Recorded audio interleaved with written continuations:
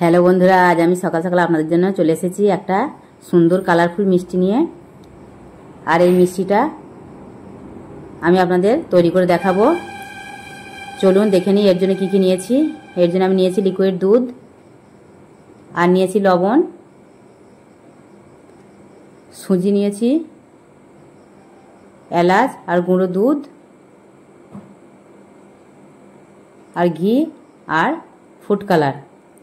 আমি সুজি দিয়ে তৈরি করব আজকে কমলাভোগ।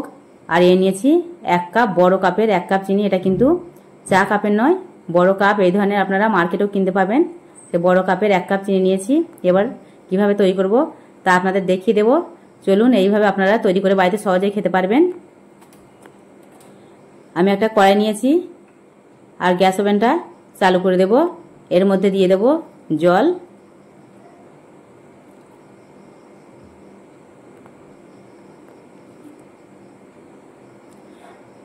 জলটা একটু গরম হয়ে আসলে এর মধ্যে চিনিটা ঢেলে দেব।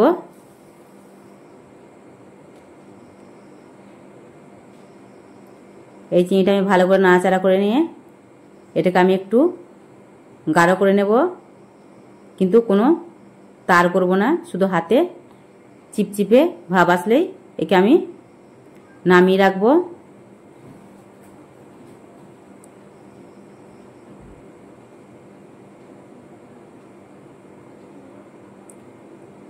এর মধ্যে আমি 1 ফোঁটা ফুড কালার দিয়ে দেব। কমলাভোগ যে রসগোল্লা তৈরি করব সেটা একটু কালার করার জন্য।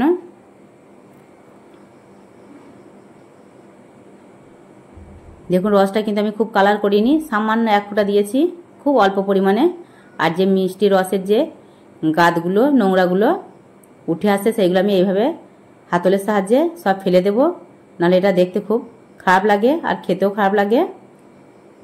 আমি এইভাবে সবটুকু ফেলে দেব। দেখুন, এটা প্রায় ঘন হয়ে এসছে।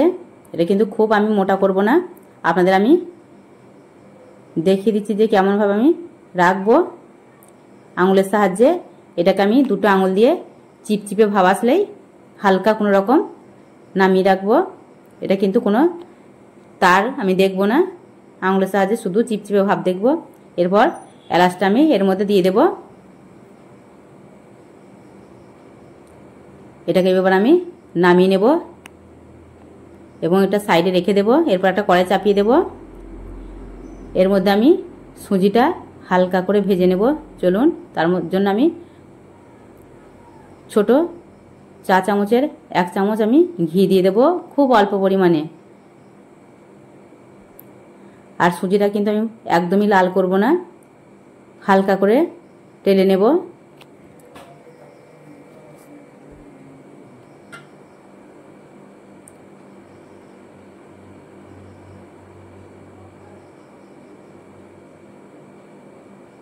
এটাকে আমি 2-1 মিনিট এইভাবে আমি নাড়াচাড়া করে নিয়ে এটাকে নামিয়ে নেব। দেখতেই পাচ্ছেন, এটা কিন্তু আমি লাল করিনি।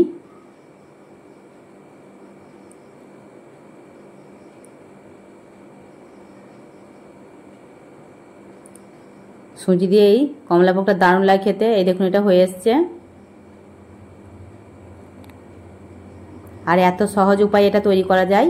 চলুন, আপনাদের আমি দেখিয়ে দিচ্ছি কিভাবে সহজে এটা আপনারা তৈরি করে খাবেন। যে আমি লিকুইড দুধটা রেখেছিলাম সেটা আমি দিয়ে দিলাম। এই সুজিটাকে এবার আমি সিদ্ধ করে নেব ভালো করে। এর সঙ্গে এর মধ্যে কিন্তু বেশি জল দেওয়া যাবে না, তাহলে একদম পাতলা হয়ে যাবে। এটা একদম টাইট করতে হবে আমাকে, আর তা না হলে যে রসগোল্লা তৈরি করবে সেগুলো হবে না। এর মধ্যে দিয়ে দেব গুঁড়ো দুধ। সব কটা দিয়ে আমি একসঙ্গে নাড়াচাড়া করে সুন্দর একটা শক্ত ডো তৈরি করব মিষ্টির। আর এর মধ্যে সামান্য পরিমাণে লবণ দিলাম, আর ফুড কালারটা এর মধ্যে দিয়ে দেবো 2-1 ফোঁটা। এটাকে আমি ইয়েলো কালার করব, যেহেতু এটা কমলাভোগ।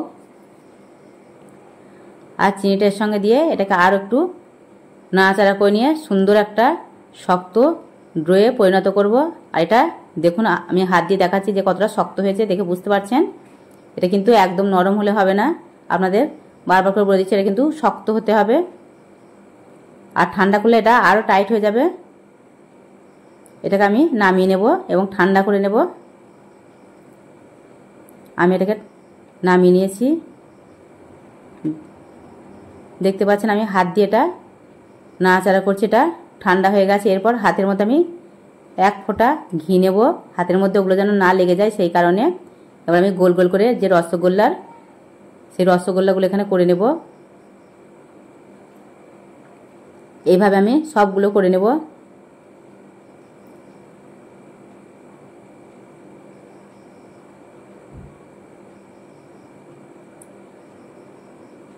রসগোল্লা কি দারুণ লাগছে দেখতে পাচ্ছেন আপনারা।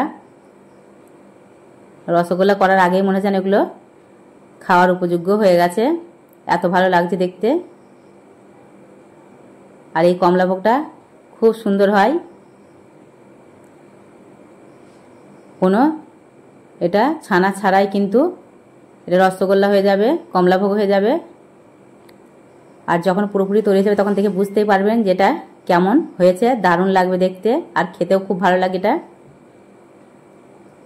একটা ছোট বেঁচে ছিল, সেটা আমি ছোট্ট পাড়া করেছি। আর এই ধরনের আমি সব করে নিয়েছি একই মাপের সব। দেখুন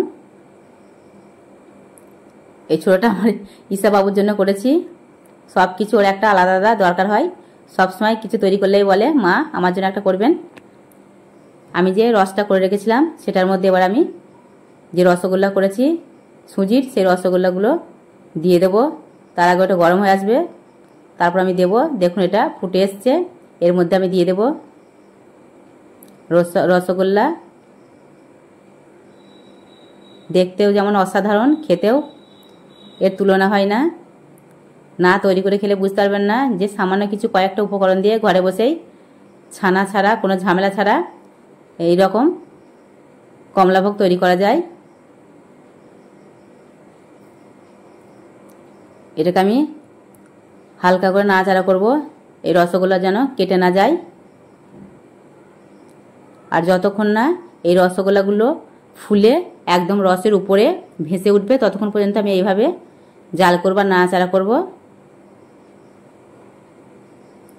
আমি কিন্তু জালটা কোনোভাবেই কম করব না, একইভাবে আমার এই জালটা হবে। আর এই কারণে আমি মিষ্টির রসটাকে পাতলা রেখেছিলাম, টাইট করিনি, কোনো তার করিনি।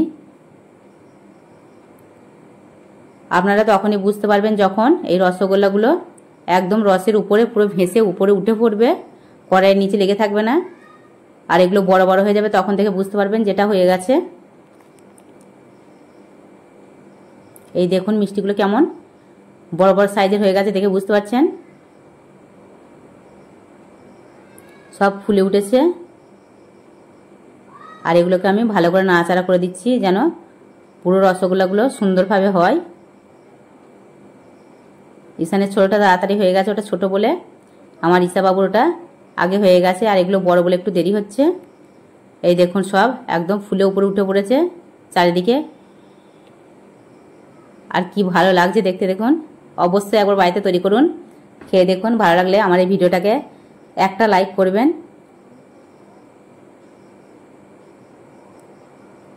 আর বেশি বেশি করে শেয়ার করে দেবেন।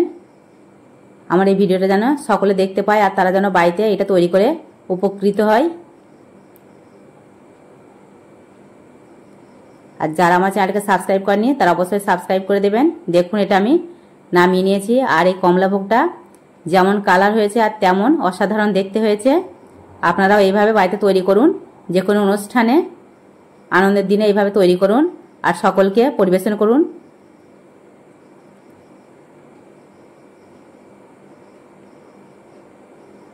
আর ভালো লাগলে আমাকে কমেন্ট করে জানাবেন যে আমার এই কমলাভোগগুলো কেমন হয়েছে। আর আপনারা তৈরি করে আপনাদের কেমন হয়েছে সেটা অবশ্যই আমাকে বলবেন।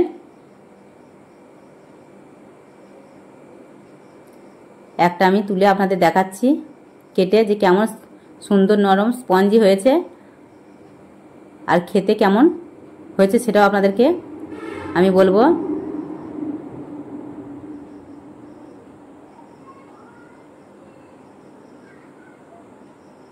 দেখুন দেখতে কেমন ভালো লাগছে। এটা একদম সফট স্পঞ্জি চলে আসছে কেটে, চামচের সাহায্যে দেখে বুঝতেই পারছেন। আর এটা খেতে অসাধারণ হয়েছে। এই কমলাভোগ খেলে আপনি ছানা দিয়ে রসগোল্লা করা ভুলে যাবেন। এইভাবেই সহজে তৈরি করে নেবেন। আর দেরি করবেন না, এখনই বাড়িতে তৈরি করে ফেলুন আর খেয়ে দেখুন কেমন।